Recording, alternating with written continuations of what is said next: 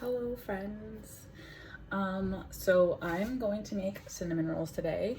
I don't remember, was it Sarah or Fazim that requested it?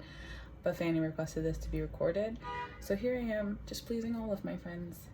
I don't want to hear it, Wassam and Vicky. Like, you're gonna enjoy this too. I brought it to your little shindig. All right, cool. Now the first thing we're gonna do is go over the ingredients. I'm only gonna show you the ingredients for the dough because the dough has yeast, so it has to rise. So I haven't made my filling yet because why? So this is the recipe I'm following. It's from the Tasty Cookbook that one of my good friends gave to me. The dough is gonna require 5 cups of flour, but we're only using 4 cups in the beginning, and then a cup after it rises. So we have 4 cups here. We have 2 cups of warm milk here.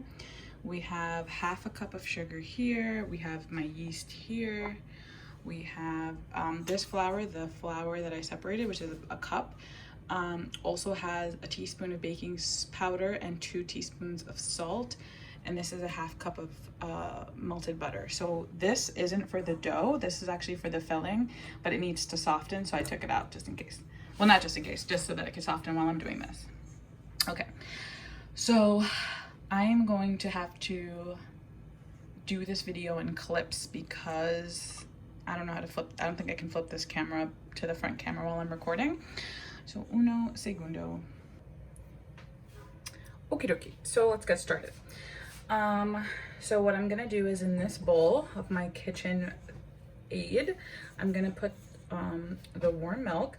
So the milk can't be too hot. It can't be over 110 degrees Fahrenheit because then you're gonna kill the yeast. Melted butter.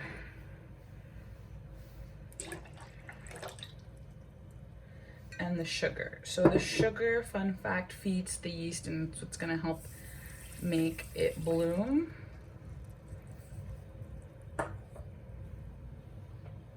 So I'm just gonna let this mix for a second.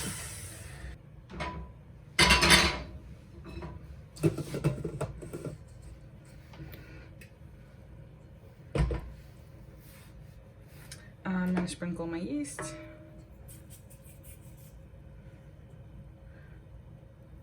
I'm gonna let it whisk for a second, literally, just so that it just combines, and then I'm gonna let it bloom, aka it's gonna get all bubbly on top. So we'll be back. All right guys, so my yeast bloomed. I had a little bit of a scare. Usually what I do when I leave my yeast to bloom is that I'll clean up some area, and that'll give me, I like to wait about 5 minutes, even if a recipe says 1 minute. I'd rather wait the 5, but when I waited the 5, it looked like it wasn't blooming, which means my mixture could have been too cold or too hot. I knew it wasn't too hot because I pulled it out earlier than I wanted to, and I took the temperature, but regardless, it was a little slow to bloom, which is fine, which is better than it not. I don't know if you guys could see the frothiness. Yeah, so it doesn't have to be that level of froth. I prefer this level of froth. You'll also get a really nice fragrance. I love the smell that yeast produces. It already smells like it's gonna be bread, if that makes sense. But anywho, so now that it's ready, I'm gonna add the flour. The recipe says to mix it with a wooden spoon to just combine, aka like make a rough dough. It doesn't need to be perfect. I don't care, and I'm gonna use my dough hook because it makes no sense to do anything else. So here is my 4 cups. Make sure I'm not forgetting anything. Yeah, I'm good. Okay, so here are my 4 cups. Where's my spatula? So actually, let me take off the dough hook. It'll make it easier to pour.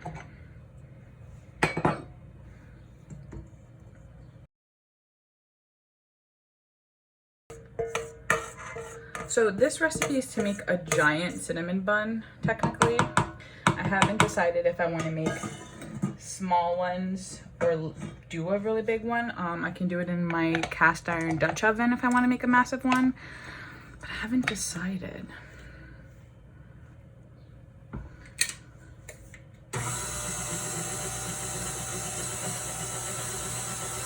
So I'm just gonna let it mix. I have my spatula handy because I will need to scrape.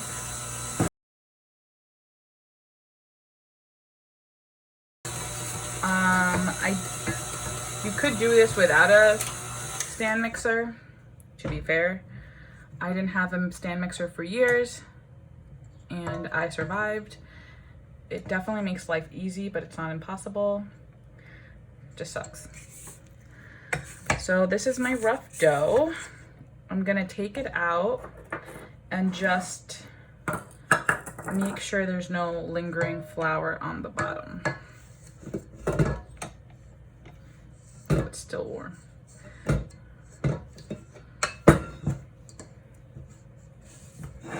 Oh, I don't know if you can see.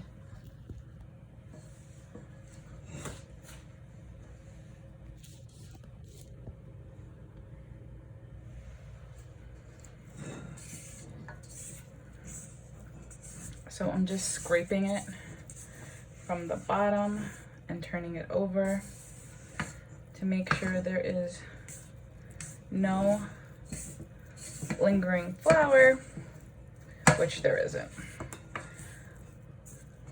Okay, so I'm just gonna cover this with some plastic wrap and let it rest for an hour. Okie dokie, so this dough was supposed to rise for an hour. It's rised for a lot longer. I got a little preoccupied, but it rose beautifully. Look at how big that dough is. Now, usually I just leave it in the same bowl as my kitchen mixer, but I thought I was going to use my kitchen mixer for something else, and clearly I did not. But it's fine. I'll put it back in. It's warm in there. I'm just going to transfer this into this bowl. It's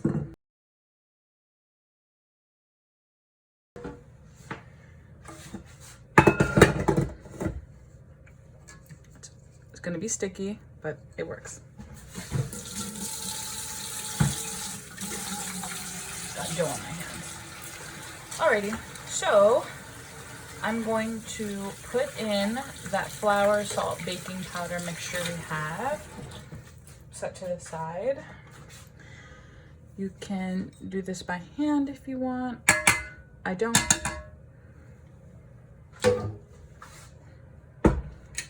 Just on low. Ooh, ooh, ooh, ooh, ooh.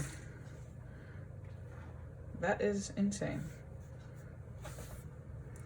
Don't worry, my counter is clean. I always clean it.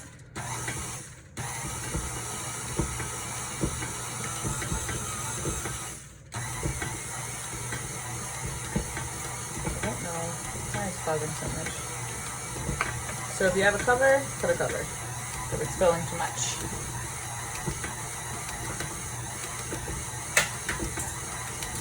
While that is kneading, well, I'm gonna flour my surface because I have to roll out my dough.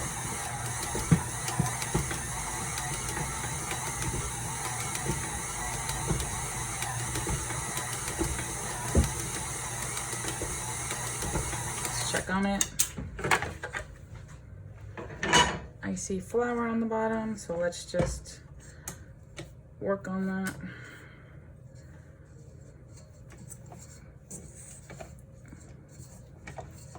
Where's my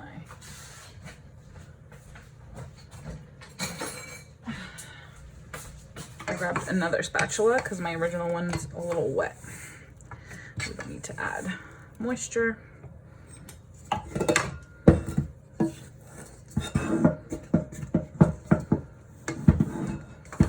Honestly, it's about ready anyway. So I'll just take it out. gonna need anyway.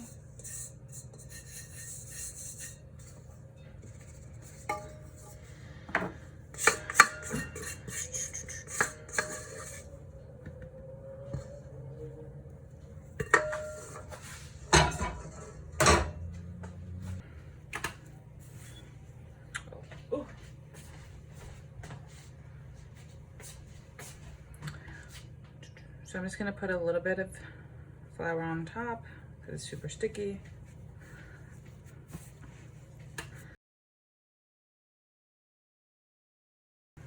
Okay, so you just need to roll until it just loses its stickiness. We're almost there.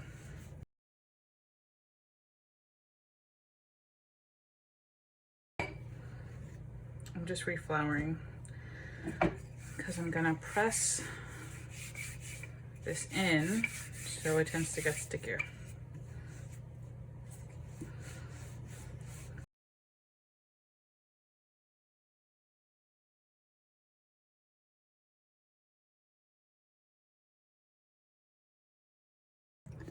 Okay, so now that it's all, now that it's all out, it's not perfect. Obviously not a perfect rectangle, but that's okay. I'm going to spread the mixture. It's 3/4 cups of softened butter, 3/4 cups of sugar, and 2 tablespoons of cinnamon. I used unsalted butter, even though the recipe called for salted, because I can and I don't care.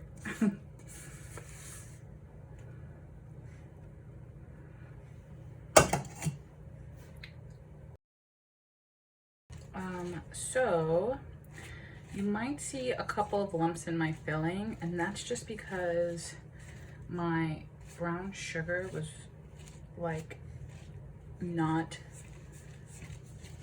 feeling it. There must have been some moisture that got into my container one time. Maybe it's just not airtight.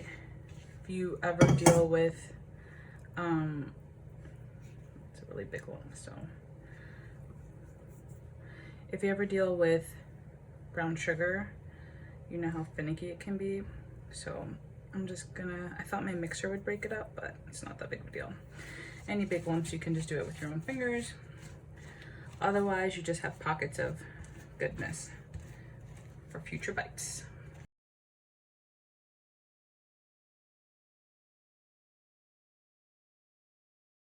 If you have a pizza cutter, that would be way more convenient than what I'm about to have to go through. We don't. Well, I did, but I don't know where it is. Probably in my mom's house. Okay. Sorry, I got sugar on my drawer. Okay, so if you had a pizza cutter, it would work. I just have this handy dandy knife. You're just gonna wanna cut strips down the center. If you were doing the giant cinnamon roll, you'd want to have it as equal length as possible, equal width I should say, because there's a whole method to that. But like I mentioned, I don't want to do this as a giant cinnamon roll. So actually I'm gonna grab my cake pan, grease it real quick, and just make, I don't know, 6 maybe? Let's see.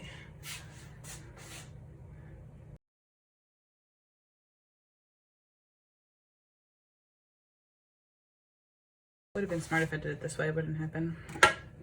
Anyway, so can you see me start? No, let me start from this edge. So you just take this edge, you want to start rolling.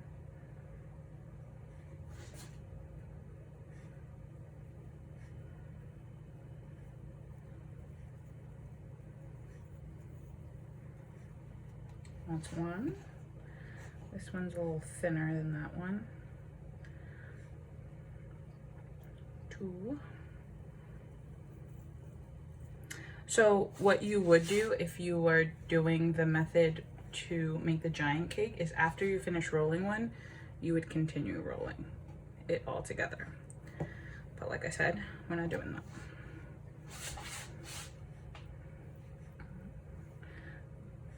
here.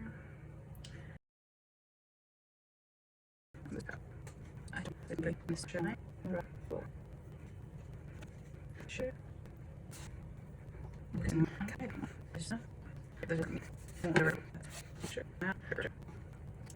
So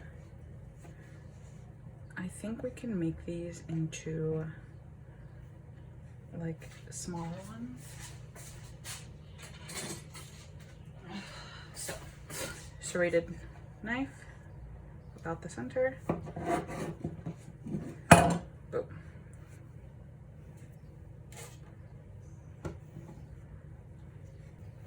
This one we can for sure. So cute.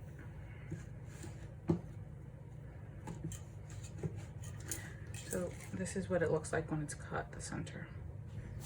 Can you guys see it? See how it goes all the way?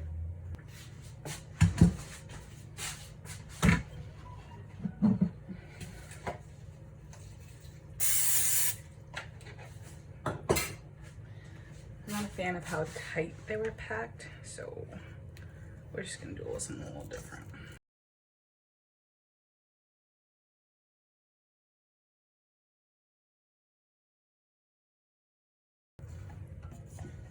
So it's a little tight here, but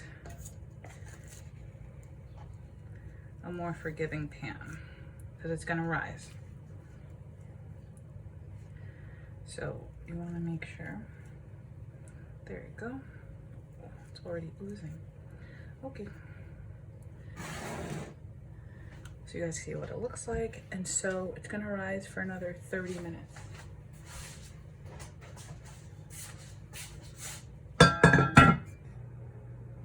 Alrighty, so I've preheated my oven to 325. I have let this rise for 30 minutes. Let's see. Ooh, look at these bad boys. You're so cute. Okay, so as soon as my oven finishes preheating, I'm gonna pop it in for 45 minutes without a cover, and then for the last 30-ish minutes, I'm going to cover the Dutch oven again. And bake it covered for 35 minutes. That's so that the insides keep cooking, but the outsides do not burn. Now that's what the recipe for the giant cinnamon roll called for. This could be a little bit different since they're mini. I'll play it by ear. You kind of know that the insides, first of all, most of these things will be done. I'm trying to think what was in there again. I don't think there was any egg. So truly, you don't have to be too worried if you have to change the timing because you made it smaller like I did. It's not as scary because you don't have anything raw in there that can make you sick.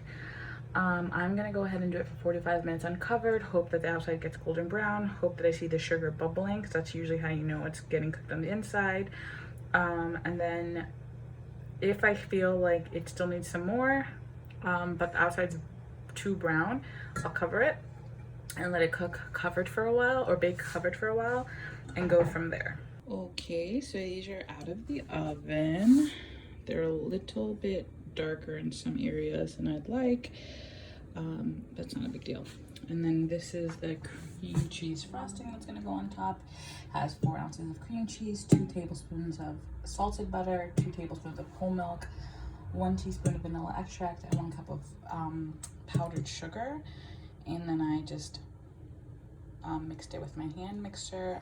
I didn't record it because I feel like it's one of those basic things, you know, that most people know how to do. So I didn't think it was necessary.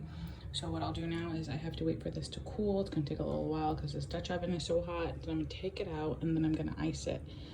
You don't wanna ice it too soon because then you're going to make it a runny icing. I made that mistake the last time I made these, and you can't really tell they had frosting, although you could taste it. I'd rather you be able to see it, sort of like Cinnabon. So yeah, so in the end, I'll just show you what the final result can look like. All right, guys, so this is the final product. You just need to pull it out. All right, guys, so this is the final product. It's all frosted, it's still warm. So let me, hold on.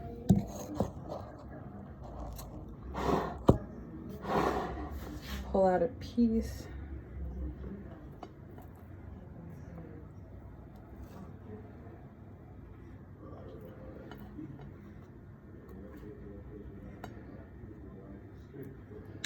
Oops. Anyway. So this is the top. The inside of it.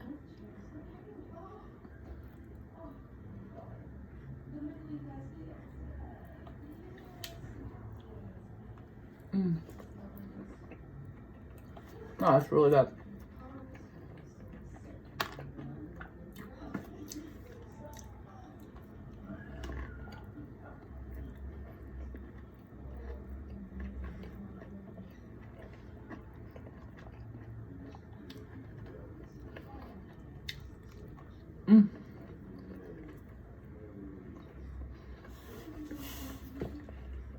Oh, I outdid myself. Gotta say, it's really good.